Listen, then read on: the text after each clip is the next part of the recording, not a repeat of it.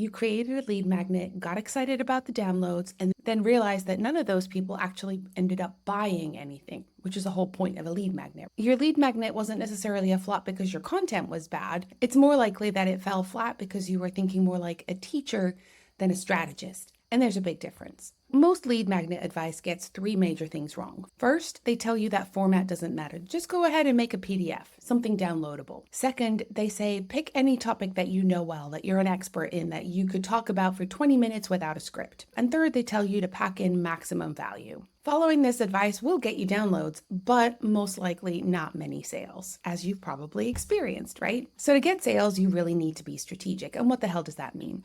Lead magnets come in many forms. There are PDFs, sure, and they can be effective, but there are also mini courses, there are videos, there are webinars, there are email lead magnets. So you really need to think about how your audience likes to consume content. Then your lead magnet needs to showcase where your audience is and where you are, which is where your audience really wants to be. And finally, your lead magnet has to create an open loop and a clear path to your paid offer. So that's where the strategy part comes in. You don't want to just teach them everything you know. You've got to be strategic in what you're going to teach them so that you're solving one major problem with your lead magnet, but that you're also revealing two new problems that they didn't even know they had. So this is where the teacher versus strategist part comes in, right? That's not to say you should hold stuff back. We don't want to do clickbait, shady stuff, but you don't want to shut down a conversation either, right? And if you give them everything in one fell swoop, they're going to have no reason to come back to you or ask you for more help. So the real issue, as you can see, isn't your content quality.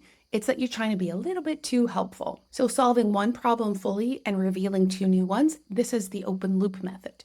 So how does the open loop method work? How do you solve one problem completely and reveal two new problems at the same time? Let's break it down. Instead of creating the ultimate social media strategy, maybe you create something that tells them how to get their first 1,000 Instagram followers in 30 days.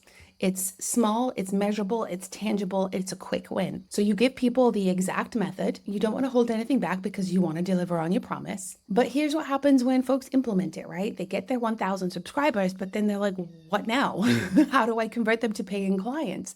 I don't have a workable content calendar system. How do I keep them engaged?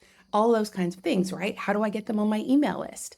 So there you go, a few new problems that your folks didn't even know they had. They actually need to now work with you in some capacity, whether that's hire you or buy your program, to get to the next step in closing the gap that you've established. It's what I call the be careful what you wish for scenario. I had a business coach once that asked our coaching cohort, how many clients do you want? And we're all like 10, 20, 100.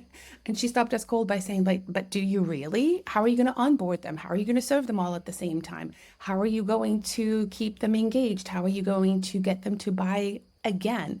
What are you going to do? What systems do you have in place? And it was my oh shit moment. It's like, I don't have anything in place. I don't know how I'm going to onboard them. I have no processes. What do I do? Right? So she created new problems for us where we had no idea how to put those things in place. That is a perfect example of an open loop. So the psychology here is really critical. When somebody successfully implements the stuff in your lead magnet, you've now built massive trust. But they also realize that the next level requires more sophisticated help. So they've essentially raised their hand and said, I'm serious about this and I need more guidance. This is totally different from the give away everything and hope they buy approach. You're not holding back value. You're being strategically helpful. You solve their immediate problem completely, which builds trust, while naturally revealing the next level challenges they're going to need help with. So first, identify one problem that your audience has that you can completely solve in 15 minutes or less. Not their biggest problem that's too complex for a lead magnet. Pick something specific and actionable that can give them a really quick win. For example, if you're a business coach, don't tackle how to scale your business.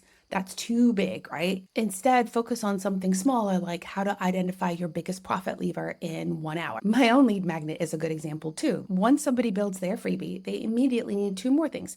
They need to know how to drive traffic to it, and then they need a system for delivering the goods, the lead magnet itself. Two new problems they didn't know they had. Maybe that's you right now and can't solve with the freebie. So figure out what that quick win is for your people. Then map out what problems naturally emerge once they've solved that problem.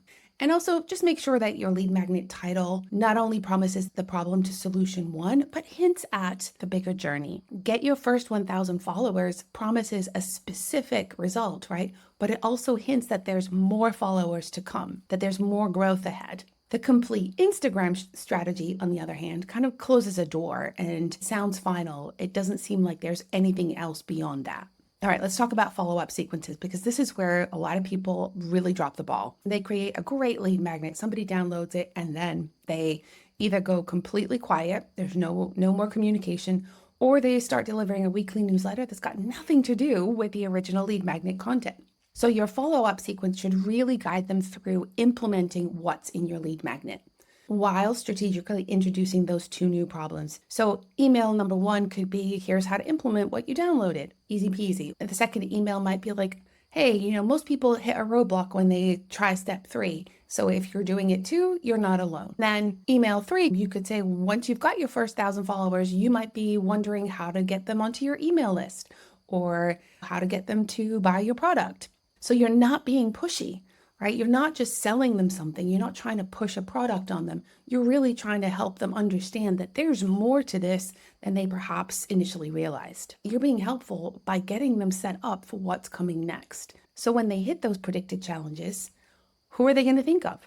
You, right? Because you're the person that saw it coming and offered to help. So this approach can really transform your email list from a bunch of passive readers into active, engaged implementers who see you as their guide for the bigger journey ahead. Okay, so now you understand the difference between opening loops and closing them and guiding your people through them. So before you create another generic lead magnet that solves everything and converts nobody, really think about what you're solving and what the next steps in your buyer's journey really are.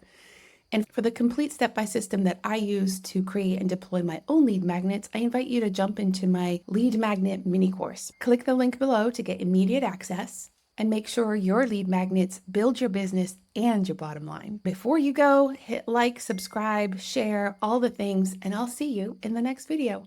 Ciao.